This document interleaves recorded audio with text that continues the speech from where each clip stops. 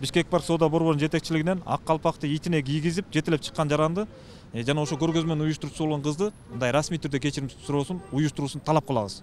Экинчи маселе, Бишкек парк соода борборунун жетекчилиги юридикалык тарап катары жалпы кыргыз элинен массалык маалымат каражаттарынын катышуусунда расмий түрдө мындай кечирим сурасын. Үчүнчү талап, Бишкек парк соода борборунун жетекчилигинен аталган иш-чараны өткөрүүнү жол бергендигине байланыштуу өзүнүн баягы өзүнүн элдик дипломатияда, элдик салт-устта боло келген ыкма катарында өзүнүн айыбын тартып, Бишкек шаарында мамлекеттин карамагында турган карылар үйүнө жана балдар үйүнө экөөнө бириктирип 10 миллион сом айыбын тартуусун талап кылып атабыз. Жардам катарышуулардын алдына берип, жалпы кыргыз элинен кечирим сурасын.